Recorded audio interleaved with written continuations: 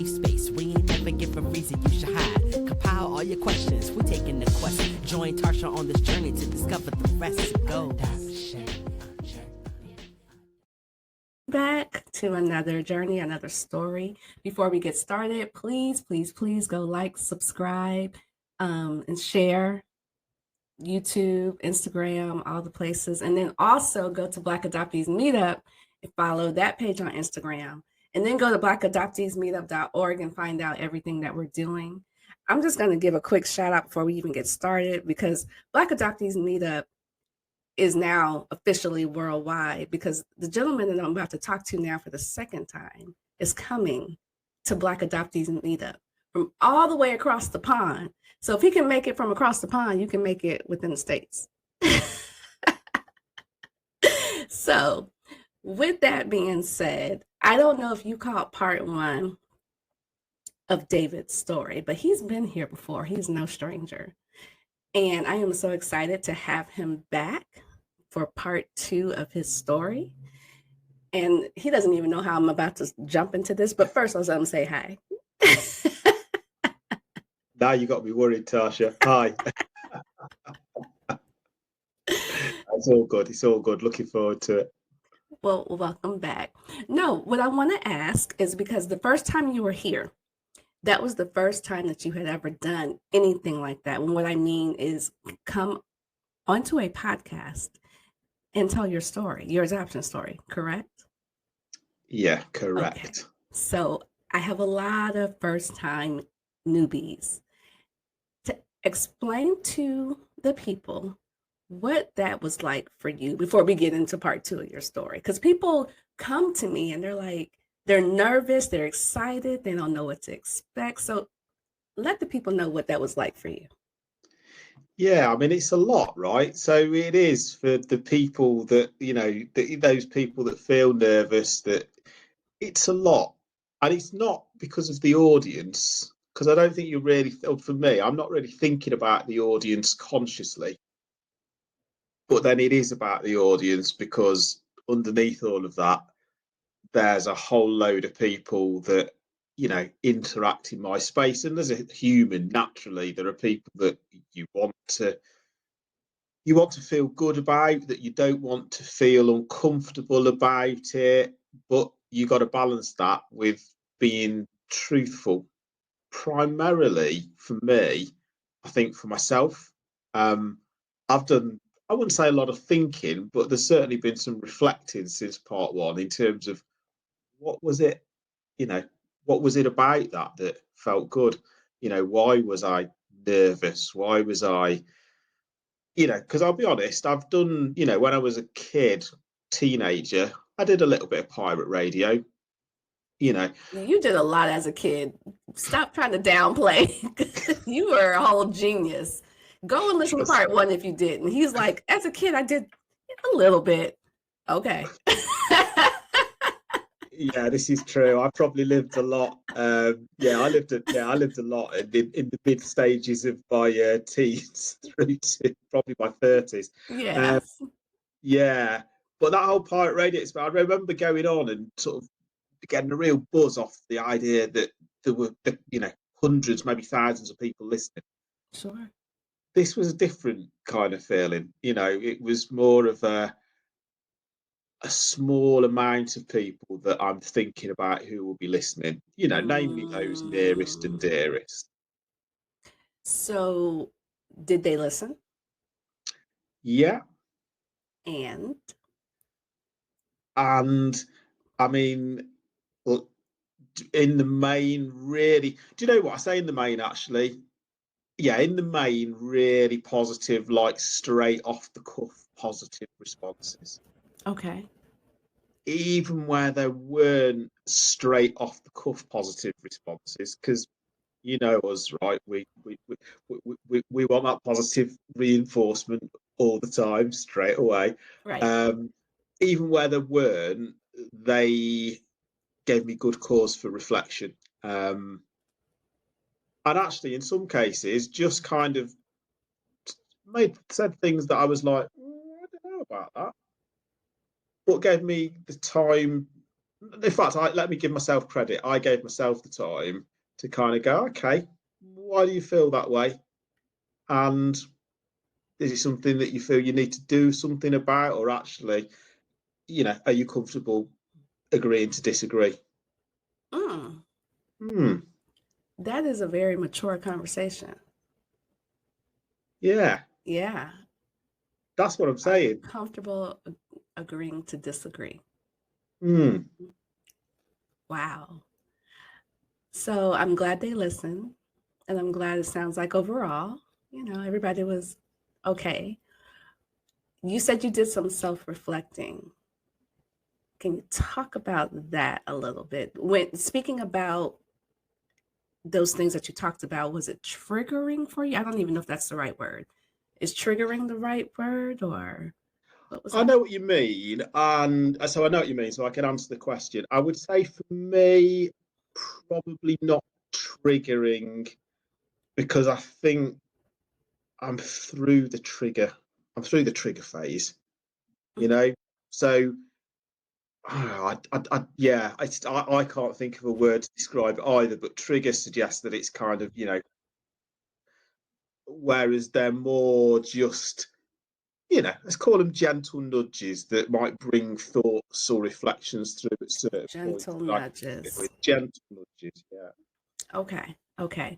And that tells me, at least this is what I'm hearing, you're just at a place in your life and at a place within your own story that um you're comfortable with, or your healing journey or whatever. You're not on the other side of that, like you're where you're still trying to figure stuff out, and where you might have been, when you were much younger. You just seem to be in a different space. And the more and more I do this, I can totally tell once I have a conversation who's in that space and who's not in that space. Even though they want to come and tell the story, I can tell. Yeah, I hear you. I've heard some. Um, and yeah, everybody's got different pace, right? And I think Sure. what's been interesting for me is that I don't know whether I ever got into that place. It was almost like Mm, I missed that stop on the ride, because I wasn't conscious, as I said, of any of this stuff until, I was going to say till my daughter was born, but even after my daughter was born, I probably wasn't really conscious of any of this stuff until maybe 3, 4 years ago, really being conscious of it. and seeing that makes a difference though, because you were a full grown adult, Yeah, like a real big age. And so, thanks. yeah.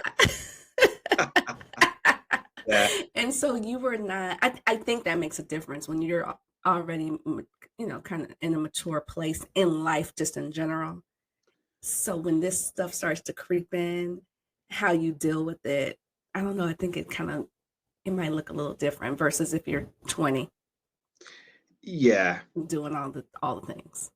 yeah. I dread to think what it would have been like if this had crept in when I was 20. I mean, yeah, that's a Yeah. whole, yeah.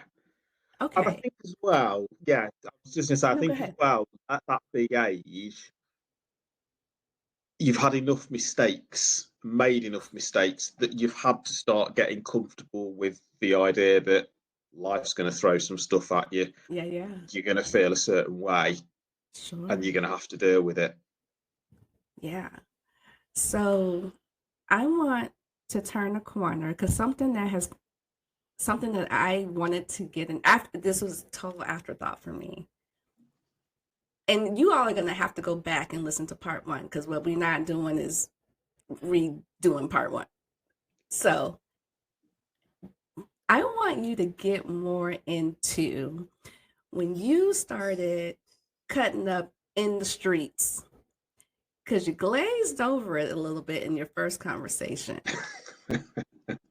We need the tea.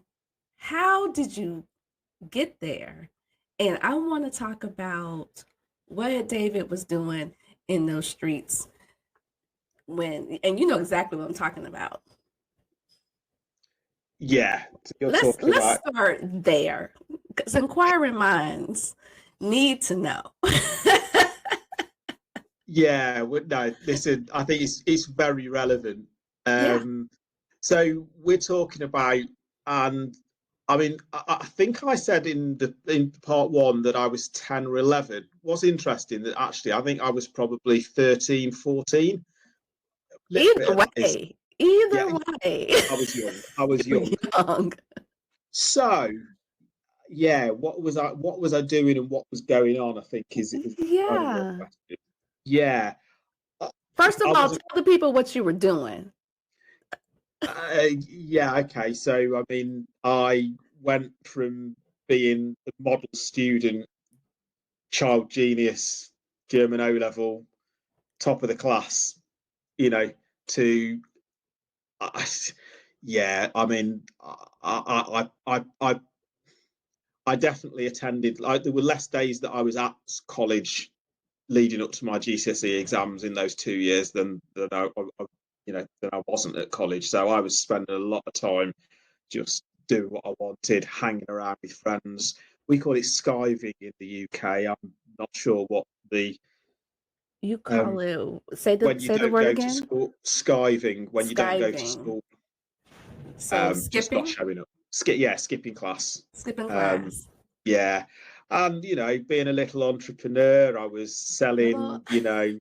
You remember the old the tights. I was probably the only kid at that age who knew time about out. the Time out. tights. Not the little entrepreneur. Oh, I'm sorry. We're not gonna graze over that. The little entrepreneur in the streets. Go ahead. Yeah, yeah. Now I was spending a lot of time outside of the home because the home just kind of changed for me, and Right. that was a big factor. Like, it went from being super intensely safe, I guess. Um, you know, kind of like just the sort of level of intensely safe that actually kids want to break out from anyway. But instead of me having to struggle to break out from it, it just kind of broke around me. So I was just, Yeah. doing whatever I wanted. I was drinking, I was going to nightclubs. How Um, does a 13, 14-year-old get into the nightclub in the UK? What does that look like? well, I guess for starters, you only have to be 18 in the UK to get in. But you weren't 18, so No, but listen, I've spent a lot of time stateside, and you're like, you guys are a lot stricter on it. But I don't know if it's a cultural thing, but I feel like okay. door people in the UK are probably like, go on, here you go. Whereas in the US, I mean, I've been in the US in my 30s, and I've been refused entry because my passport doesn't show my height and weight. You know, so there's a different culture. But I Yeah. also was hanging out with older kids, so maybe on average they were 1 or 2 years older. But I had some friends that were, 5, 6, 7 years older, and I'm going to say at this point as well, like they weren't they weren't leading me astray, kind of. Like, these were good. I mean, he says talked about going into nightclubs, but these were good older kids who, we had a good relationship. It was almost like a sort of, calling it family would be too much, but definitely there was a kind of connection. And also, there were other kids that, maybe a year older than me that were going in. So I started probably at 13, 14. By the time 15 arrived, there were plenty of other 15-year-olds that were going into nightclubs in the UK. And just for context, when you were out being this little entrepreneur, what were your parents? Because I know there's been a huge dynamic shift in the home. Is anybody checking for you, or is it because they're so into what was going on in the home, they just kind of left you to your own vices? No, so they separated. Right. So that was the difference. So they separated. My dad went to live about 20 miles away, and you can see some of that on part one. But Mm-hmm. in fairness, he went to live 20 miles away. He probably, I think, I say by his own admission, he could have done more. My mum was still at home and kind of just trying to deal with the breakup. The breakup. So dad wasn't physically there. Mum wasn't spiritually there. So nobody was really checking up. And I guess, this is where child genius comes in, right? Because Mom, hold on. Mom wasn't spiritually there and dad wasn't physically there. Wow. I've never heard it said like that. Everybody's checked out, basically. Essentially, yes. Yeah, that's the truth of it. Like I spoke to a therapist about it, and she used the words that you were effectively orphaned again. But what's so interesting is during this time anyway, well, let me not just assume. You've not correlated your adoption to any of this. You're just responding to what's going on, and everybody's checked out. So this is a response to that in this moment. Yes. So how long, and I know you touch on this, and the reason why I bring it back up is because, you said it in the first one, but you didn't dive in. And it was such an interesting fact to go, because you talked a lot about being a child prodigy. And then you were like, I was selling cigarettes. Wait, what? And whatever else you was out there selling at a young age. And then we just kind of moved on. So that's why I had to pull that back, because it's so interesting. And I think what makes it so dangerous is because you are so smart. Maybe you're right there, because I could, I even the whole having the parents checking in, I was very smart at isolating myself. So, I would come back for a party, and I'd get my dad to drop me. So I'd go to my dad's in the daytime. I'd get him to drop me off in the evening. There would be no party, or if there was a party, it was at my mum's house and I was holding it. And that kind of went on for a while. And then I guess by the time I was like maybe 15, 16, probably 16, I think I'd got smart enough, and probably, if I look back now, angry enough inside that, and I wasn't displaying it, because that's again, that's not what smart people do, right? But angry enough inside that I could, I'd just say, almost create a sense of like, don't come and test me on this stuff. Coupled with the fact that we're Brits, in that time, so we don't need a second invitation to kind of go, all right, then we're not gonna push that one. And of course, as you say, everybody was still trying to deal with their own their own troubles from it. Are you angry? Why are you angry? Do you even know why you're angry? Not at that time. I hadn't really thought about it until I just said it. Then this is why I love this. It gets down to some of those feelings, but on reflection, I know why I was angry, because I felt abandoned. I felt as though I was having to do stuff on my own. And I was doing a lot of stuff on my own as well. I was thinking after the first session that something else that I was doing, which I find interesting now, was I was listening to music of, let's call it, my culture. So I was sitting in my bedroom and I would listen to like Buju Banton, Cutty Ranks, Michael Prophet, yeah. And I mean, as you did, and I'd kind of, I'd try to work some of the words, and that lasted for a little while, but I wasn't with people of that culture. What's been really interesting is that in like the last 10 years, as I have more friends and some relationships as well, we can sit in the car and be like, yeah, we're vibes into some Beres Hammond or something, and I'm going, oh, this is kind of crazy to me that I was listening to, and I found it in my childhood all by myself.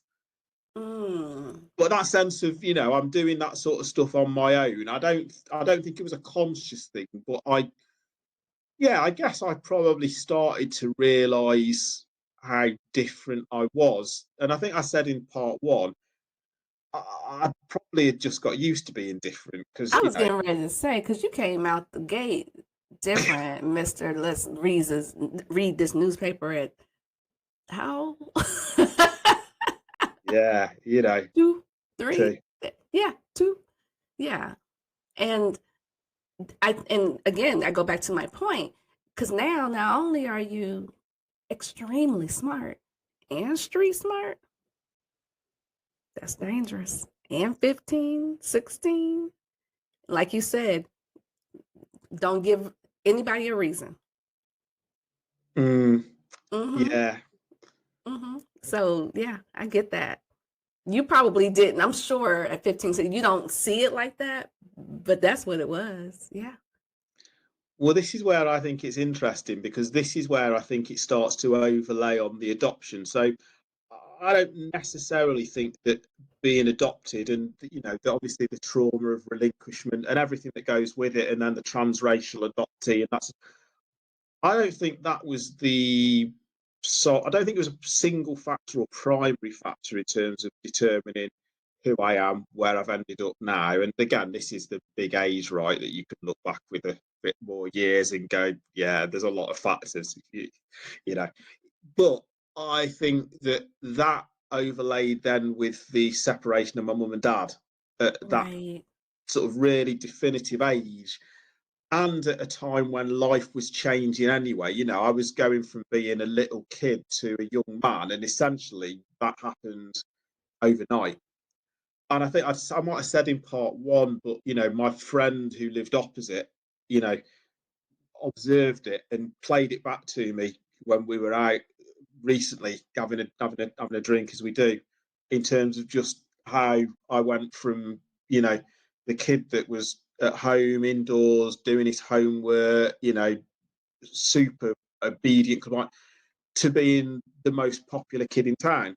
Now that's and I'm not saying that to brag. That those were his words, but that's I wasn't doing it, and I didn't realise I was popular. I mean, that was one of the things from the podcast actually. It was really nice, but I obviously then, as you say, went to right survival mode. Got to use my smarts and my street smarts, and so I was popular, and I was friends with everybody, from the kids that were well behaved, that were very what we call sort of, straight laced, through to, I mean, the wildest. Like they were all my. I could yeah, I could flex with all of them. You did right, because you have that chameleon spirit, because that's I what you love so. got used to doing, I think coming I from had to this, as well. yeah, coming from this broken situation, coupled with this adoption issues that you don't even know you have yet. Mm. I gotta fit in. I gotta be a chameleon. I gotta quote unquote. I gotta people please. All that is coming in, and it's amazing how that stuff creeps up, and you don't know where it comes from. That's my testimony. I was dealing with stuff. I just thought it was who I was. This is what I do. Mm. And this is it, right? That we call people pleasing the chameleon. It's almost, you orient yourself by the external factors, and so what do I need to do in this situation? How do I need to adapt? The consequence then is that you become less aware of the internal factor and who you are. And so for me, when I say doing the first part was for me probably more than anything else, it Mm, was almost that being brave and going, do you know what? I'm going to do this, and I'm going to do my best to tell the truth as I see it.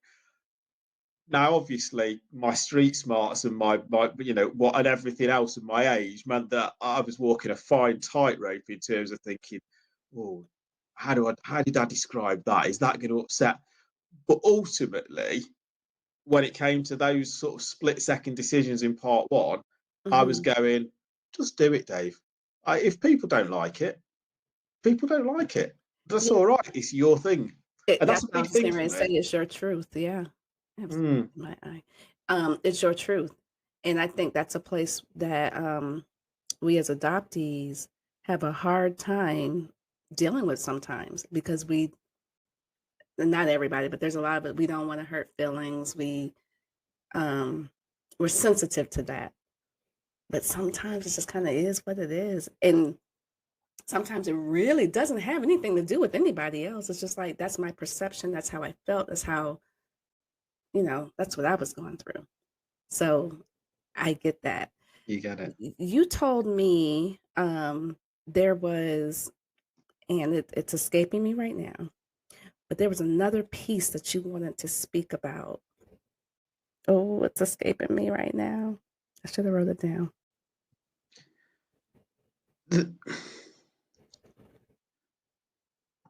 There's a there's a piece about, I suppose, linking into the, listening to, my reggae, my dancehall, and some I of the love future music choices as well. it. Yeah, listen, yeah, but trying to find my, I don't know, not really needing to find a tribe, or not having that feeling until I Mm, had kids.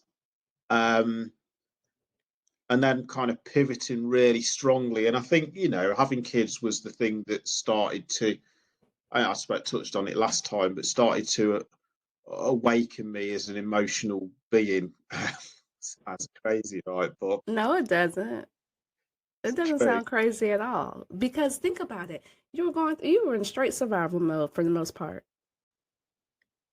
Yeah, I was in survival mode till I was, wow, yeah, in fact, I was in survival mode probably until my daughter was like 3 or 4 years old, maybe even older.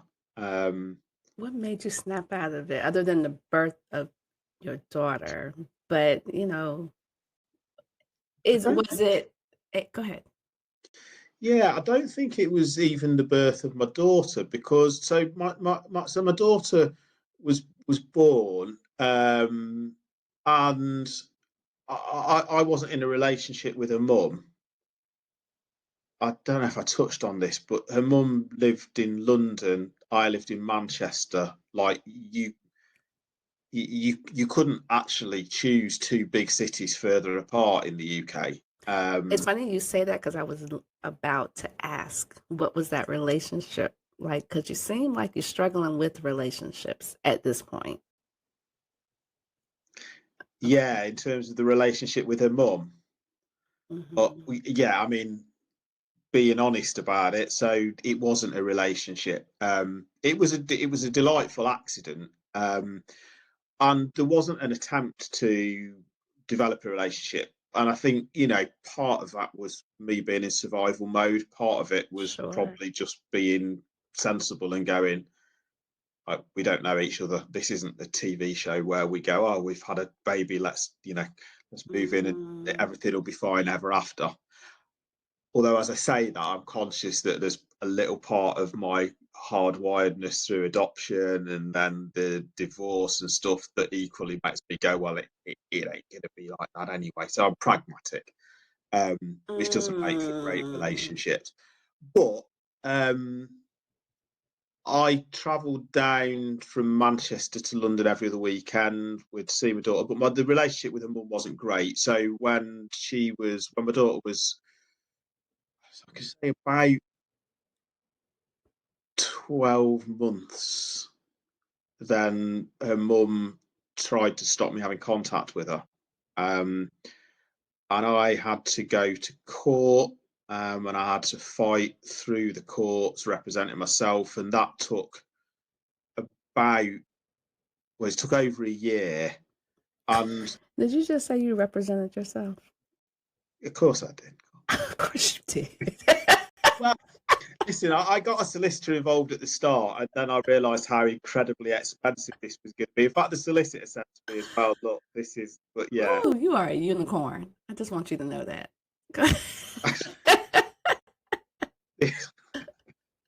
Yeah, representing myself. So yeah, I mean, it was funny actually. I think it could work in your favour, but there was a story when I went into the courtroom in one of the early sessions and went, oh, there's a table and seat here with a pen and paper. This is great. I'll just sit. This is perfect. And then the court clerk came in and went, you can't sit there. That's where the judge sits.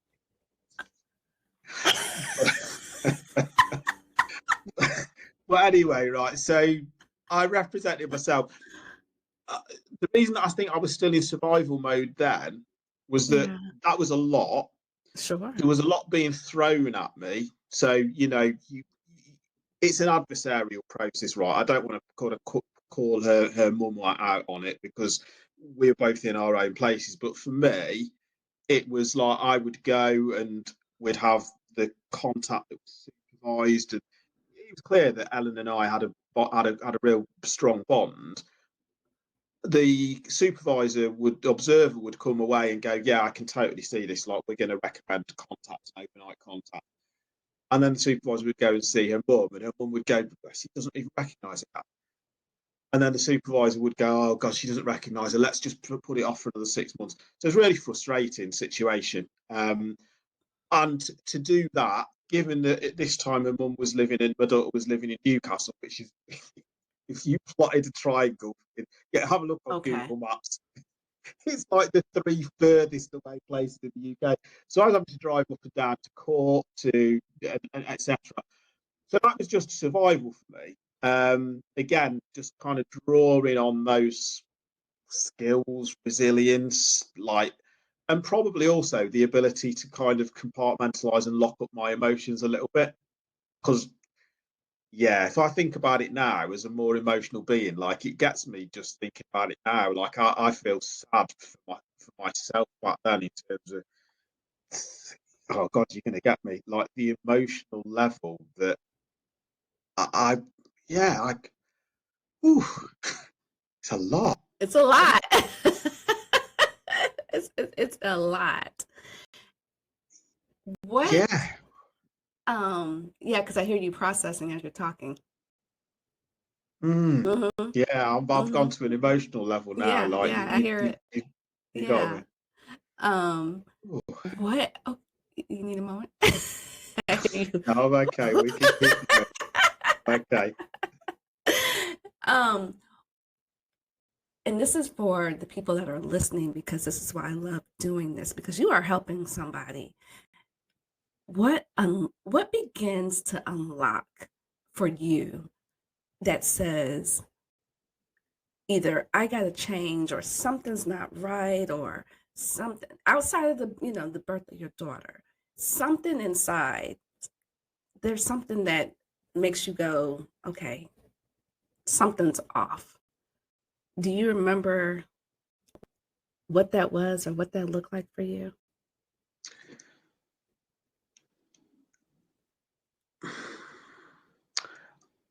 Mm, that's a great question. I think the honest answer is that I don't. I can give a little bit of sort of, I suppose, theory with the benefit of hindsight. But I went into a relationship when my daughter was 3, so not long after I'd got the contact. Hold on, hold on. Put a pin in that. Hold on. Hmm. Backtrack for me a little bit. Before you get into this relationship when your daughter is 3, how are you with relationships? Oh, I mean, I'm run away all the time. Like, Okay. yeah, I mean, I'd be great at running away. Yeah, I mean, Okay. Okay. So, yeah, all right. That's that adoption stuff, but you didn't know. yeah. Right. Okay. So your daughter is 3 and you decide to get into another relationship. And what happens? Well, I must have had a different mindset on it, because the point when I would have normally run away, Which was I what? stayed. What is that point As like? soon as it started feeling serious. So if I look back Mm, prior, there's, and I don't know if any of the exes will be watching, but or listen, but there's a real pattern of, when things get serious, when things could have, when I'm at that point where I could have gone all in, you know, like, and I didn't realize at the time, but in some of those relationships where actually I could have gone all in. So it was me running away from myself, but also they were all in. Like at that point, And it was too I'm much for like, you. Nope, too much. not Yeah. doing it. Nope, I'm out. And I never did it as well. And this is the interesting thing I think for me is that I never did that on the basis of, finding somebody else, being Mhm, unfaithful. Like mhm. it was always just I gotta run. Yeah, I can't do this. This is too much. I thank you. I had fun while it lasted, and now I'm moving on to the next. Yeah, well, not Not even on to even the on to next, the next, but just moving away. just Like moving away. do you know what it is? I'm moving back to isolation.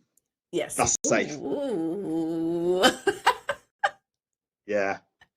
Let me get someplace where it's safe because my central nervous system can't take this. Yeah. Yeah.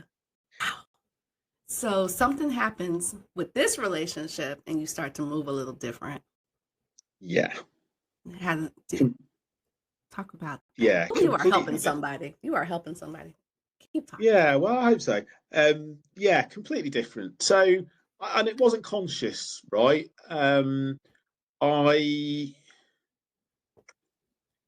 I, I guess part of it was maybe that I made different choices in those split seconds, and I think, do you know what it was? Actually, I opened myself up to being, but like being loved. Um, and that was with, I mean, I talk about taking it to extreme. So this lady had at the time two like tween age daughters, so just coming up to teens daughters. Mhm. And I can remember like people kind of being like, "Oh, Dave, like you're going all in there, are you? This is like, Different for you. Wow. And but that experience of just kind of building that yeah, being loved by partner and by the partner's kids. Now, at this point, we're still not at a point where you're dealing with your adoption. No, You're just moving different. yeah, but it happened quite quickly afterwards because that Hmm. kind of environment, and then obviously bringing my daughter into it in that sense. Oh, so this is what family is. This is what family building is. And again, this is hindsight, right? This was Yeah, all going on under the surface. I think for me sure. was then like, oh, and so then I started wondering, well, my what about my birth mum? And it was driven primarily by the desire to understand my medical record for my daughter. And that's But usually where it starts for a lot of people. yeah, Yeah. but to your point in terms of like what was I doing differently from a relationship perspective, there was definitely something. I could have sat there and gone, yeah, it's all about the medical records.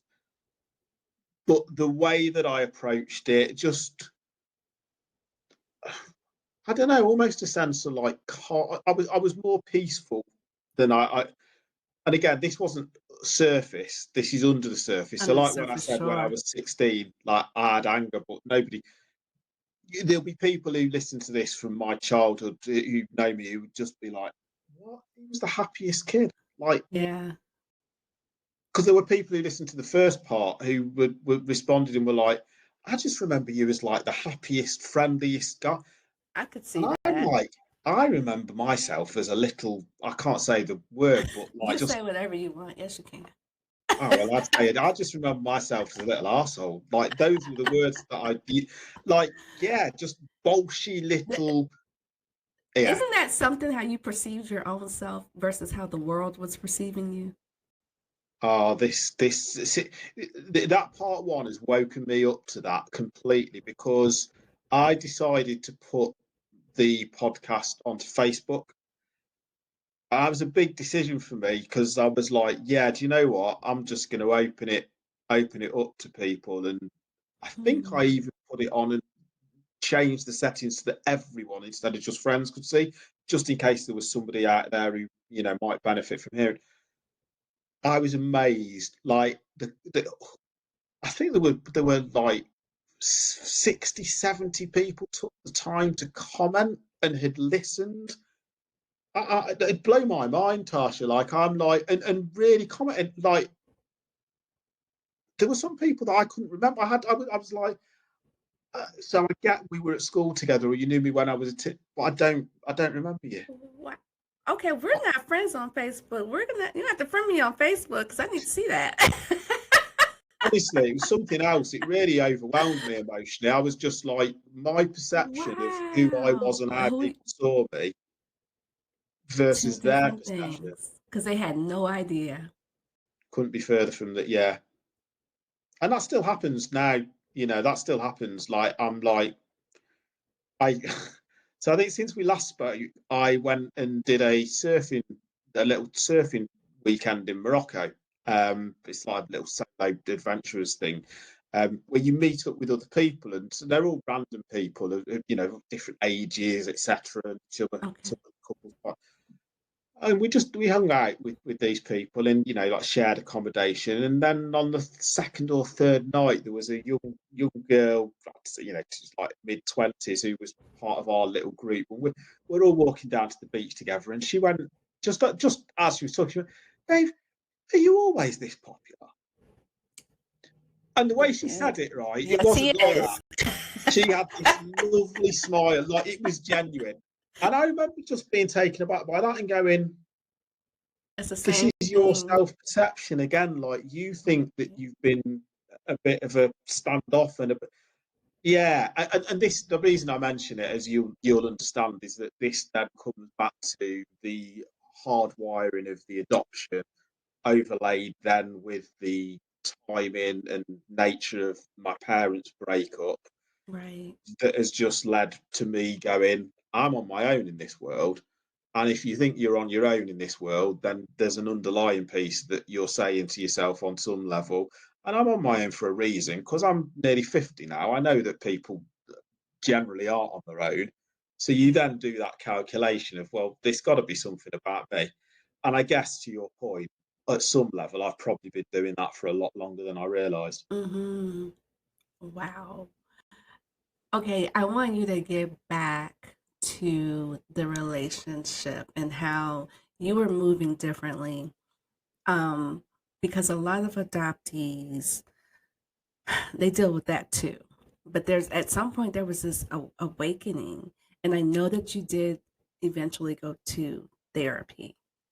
And between having gone to therapy, and I'm loving that you have taken a lot of time to reflect on that first episode. It seemed to it woke something up in you that you didn't even know was there, or made you think Yeah. about things. And I'm loving this because you have no idea how many people they want to come on the show. They are scared, but it's so therapeutic. It's so therapeutic when you just talk. So Yeah. get back into you, Dave, digging into that self. And I know a lot of this is hindsight. Nothing, you're not going through it in the moment and like, oh, being intentional.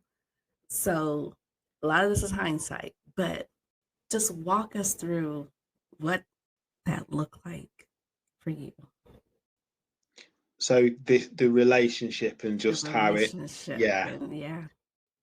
Yeah. So, oh God, it's interesting actually. So I think there's a bit of living in the moment, right? But there's some moments that, and again, I'm talking and thinking, but as I think about it now, I'm like, yeah, okay.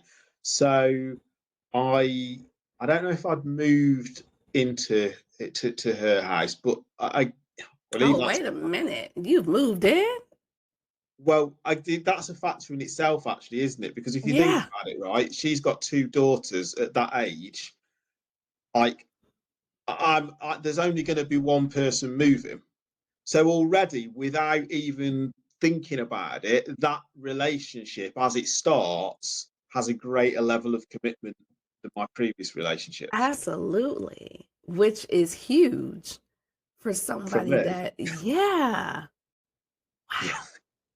yeah, I'm wowing with you. I'm like, gee, this we're discovering this together. Um, yeah, wow. So I guess that's a factor, and then I move, and I don't even know whether I've moved in, but I would obviously spend more time at hers. There would she come to mind as well. Was your toothbrush at her house? Yeah, of Yeah, course. you moved in. But I remember the time when I was there, and it was relatively early on, and her, her, her dad came round. I don't know if it was the first time that I'd met him, but it was quite early, and I think it was during the day. She wasn't there, and he said, "Hey, do you want to come to ours for some lunch? To mine and my wife for some lunch?" And I went, "Yeah, okay then." But I can remember, like, that's one of those little moments when almost for a split second the world slowed down, and there was like that, if it was a play, like, "Do you want to go?" Right. Say no. Because the old me would have been like, "Ah, no, you're okay." Mm-mm. The old you never would have moved in. Well, yeah, the old me Well, would have never, you wouldn't yeah, even been it wouldn't there. have started, yeah. Right. Yeah. And I went, and I had a lovely little lunch with him and his wife. This is, my girlfriend's mum and dad. And again, with hindsight, that sense of family and being accepted, being, I don't know, I guess like loved. It, it kind of was an extra piece to that relationship. So I'm not saying that I wasn't loved by, because obviously I was No, I loved by understand exactly what you're saying. Yeah.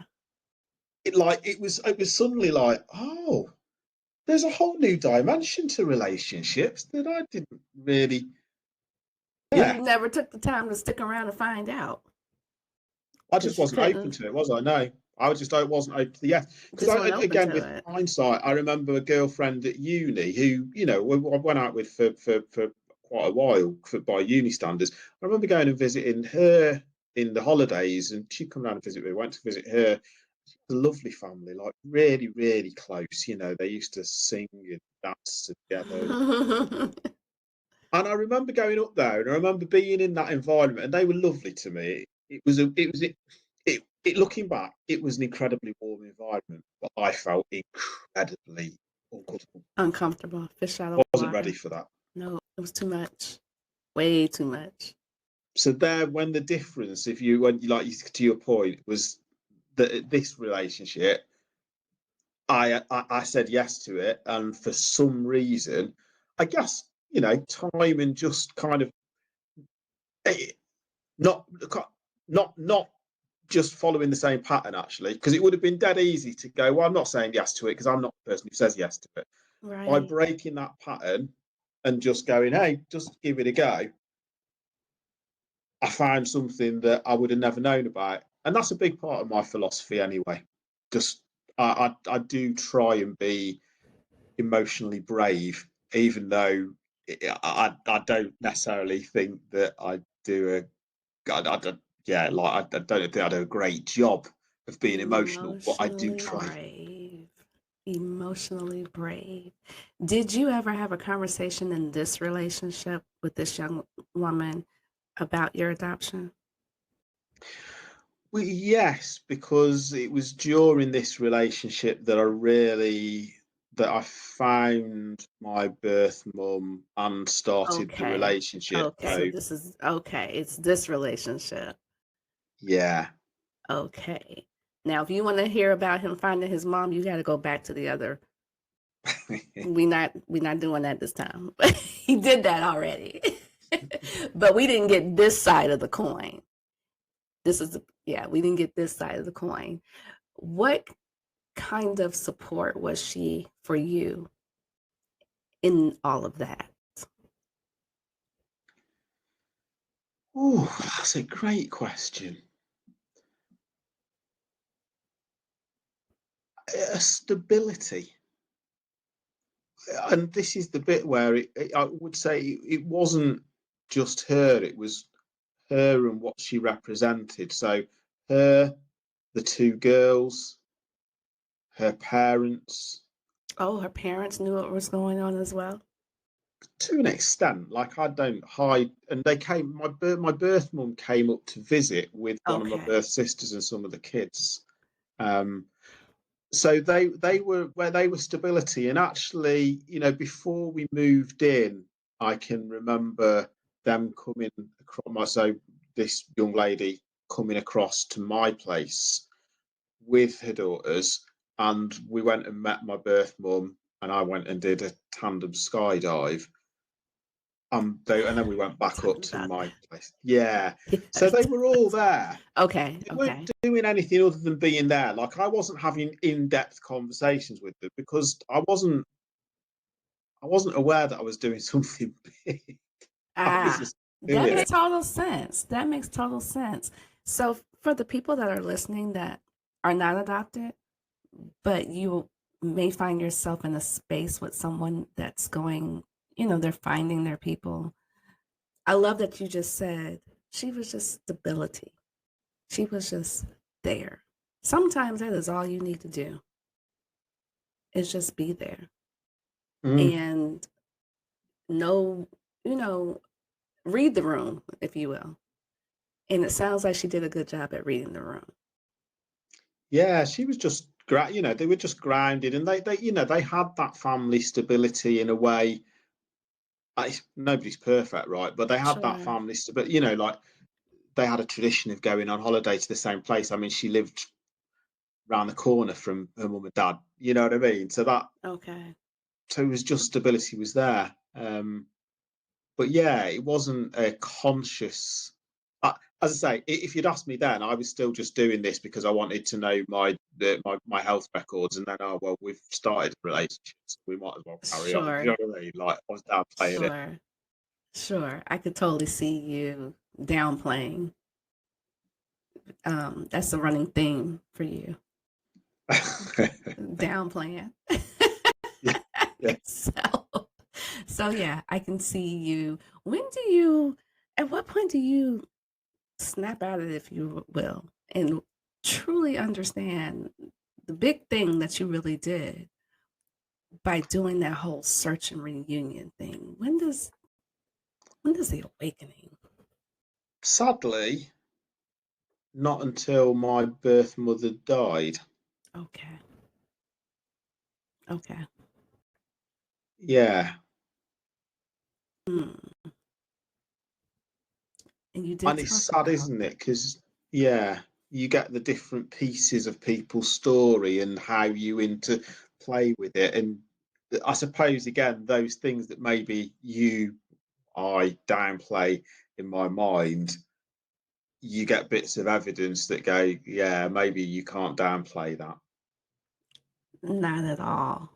Not at all. So you have the awakening. When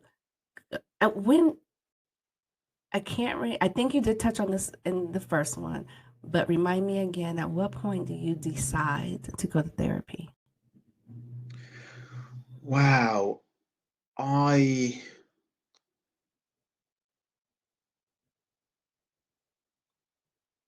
Midway through the relationship that we've just been talking about, Mhm. um, as much at that point because of some relationship difficulties. Okay. So I was staying with my dad and his wife for a week because we were having a difficult time. Mhm. And my dad's wife said, maybe you should go and have a chat with this guy. And to this day, I'll never know how she had the intuition, but it was like, I went and had a chat with this guy, and he was incredible. And that started. I was open to therapy anyway. Like there was a little bit that was given when I went to find my birth mother, etc., etc. But See, and the person that you were prior, at least to me, you don't come off as that type of person that, at least at that point, would have gone to, as you just said, went to go have a chat with anybody. yeah, that's true. Actually, that's fair.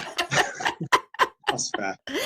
So Yeah, you had definitely moved into another space where you were like, you know what, I'm gonna go do this. That's incredible that you even got there because you live behind that brick wall. Yeah, yeah, yeah. yeah, And good luck breaking it down or climbing over it because Dave is not letting you. yeah. Yeah. You know what I think?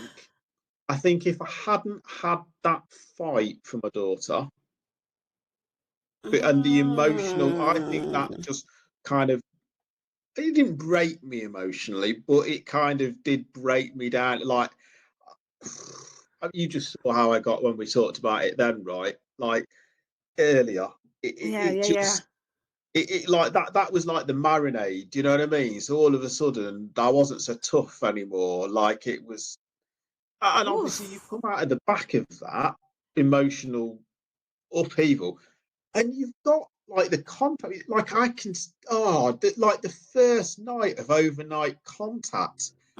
Oh my gosh! I Mm. mean, just after fighting for that long, and at times thinking that you're not going to get it because, Yeah. and of course thinking you're not going to get it with the background of being an S- adoptee who, stuff can get taken away, all that. Let me tell you what I'm hearing. Yeah, You had a whole experience, had nothing to do with your adoption, but something had to happen to wake you up emotionally. Now you're not aware that it's happening. You're not, we're not all deep, and that's just what it took for you to kind of start that thing that you were burying, for you to start peeking out from behind that brick wall. But maybe it's not so scary over there. Maybe I can come out just to let me put a toe in the water and see what happens. But it opened up so much more that you never even knew that it was going to open. And that is incredible to me. And again, all hindsight, all hindsight. But the things that sometimes we just got to go through stuff and we don't know why we're going through stuff. And then when we go through stuff, we're like, oh, that's why I had to go through that, because now look where I am. Because imagine if you never had to go through that. yeah. Imagine if, yeah, like would I? Yeah, totally. And I this is the don't know, thing, isn't it? Dave. I don't know, because you still be downplaying, reading the newspaper at 2. Yeah, Like that's what everybody's doing. you're damn right. Because it is now. I'm in this zone with, like I have my my little son, and I'm in this place where I'm like, I'm good at this.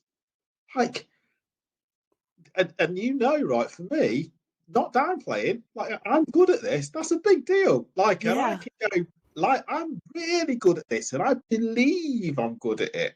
Hmm. Which is why I'm sat here talking to you, and I got the baby monitor next to me, and we're doing like, do you know what I mean? But it's that journey of getting there Yeah. has been. It started with something. I like how you talked about, peeking out from that brick wall. I Yeah, maybe I'm downplaying it, but it feels more like somebody just removed the wall, and I was just going, oh, right, I'm You're like, exposed oh, now. I better get on with exposed. it. Wow. It's such a journey. And um what I want you to close with, unless there's something else you want to tell the people, because I have loved this conversation. Because I'm telling you, you're helping somebody, because so many people struggle with coming from behind the brick wall because they are afraid. And you've done it, and I'm sure you're still healing and a work in progress. So we're never just gonna say, "Oh, he's arrived," but you're so much further along than you once upon a time were. So before I ask my final question, let me just, is there anything else you want to tell the people from your thoughts about the first show, like all the thinking that you've been doing? Yeah, there is. Thank you. So the first show, like I say, was about me or for me because it was me breaking out. It was again me being emotionally brave, right? It was that sense of oh God, I don't want to look behind that wall. And when I get that feeling of I don't want to look behind that wall, I Hold on. I have know. to say this real quick. Put a pin in that real quick. Family, let me just tell you how emotionally brave he was. We had never met. He contacted me and I was like, cool, let's do this tomorrow. He was like, wait, what?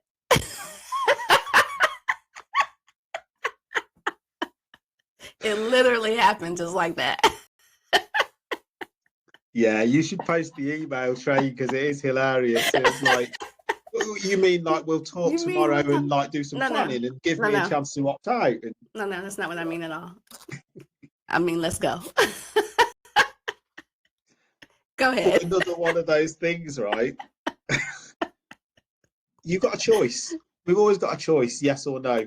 And I just think on that emotional level, when something's going, it's scary. I'm kind of like, yeah, do you know what? You probably need to push on with it. And that was the thing with part one. This part is still scary, but it's different because I'm now wanting to or hoping that somehow somebody out there who, like me, was just going, I just want to consume, I just want to hear a bit, I just want to hear some different perspectives. I don't even know what I want to do with it. Mm. Can then listen to some of this. And there's two things that I'd like to happen. One is that they take something away from this that subconsciously or consciously goes, yeah, I can do it. And two is that it gets them comfortable with the idea that just listen and they listen to others because there's so many other voices out there that they don't have to be the same as you. They don't have to feel the same at first glance, but Mm. there's probably something that's similarities because we're all humans. So there's a different sort of sense of, I suppose, nerves for me with this one in the sense that weirdly, I want to get it right more because, yeah, I just want to, yeah, like people to be able to listen and go, yeah, I get that. Like he explained that in a way that I understand and I can understand it and interpret it for myself. The fact that I don't even know if I have a last question. I think that's a mic drop moment because everything that you've said, your journey is incredible. And I am not going to downplay that. And I'm not going to let you downplay it either, sir. The fact that you're coming over to meet us in person, that's huge. And the more I'm learning about you, that's super huge. Huge. Well, like a lot of people, we're contradictions, right? But yeah, I think I'd said to you, and I don't know if I'd said it on air. Like I listen to, I try and listen to the universe more. I mean, God, I can't actually believe I just said that. We edit that out, please. But it's my, so it's gonna, it'll be on my birthday. So I was like, okay, that's telling you something. Yeah. So I can ask for some birthday. And then I was like, well, let me just look at the flight. So again, this thing, right, of It just like we try all and fell put in barriers line. in the way. So I go, but let me just look at the flights because it's And then some flights came through at like a third of the normal price. I'm just like, oh gosh.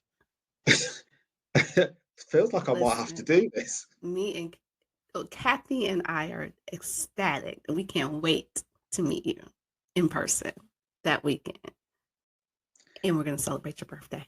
Mm-hmm. Yeah, we're gonna have a good celebration. No, We're I'm going to really have a looking good forward to it. time. We're going to have a great time. I want to thank you for coming on a second time. As I said throughout this whole thing, I know you're going to help somebody. The way you talk about yourself and your story is incredible. And like I said a few minutes ago, I am not going to let you downplay that, because the things that you've done is huge. And you've done some things that people strive to do. Some people don't even know they're striving to do it. But coming out from behind that brick wall is huge. So thank you. I thank you right back, because you know, it takes somebody to get the hand and drag it out. So you know, appreciate Yeah, all it. you got to do is say, "Yep, I'll see you tomorrow."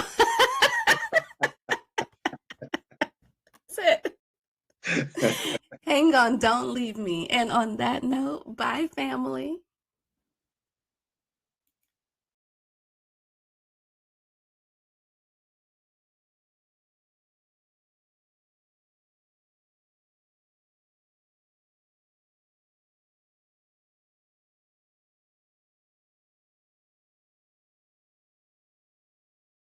Journey on. You need a pie with the good? Oh yeah, what is the one?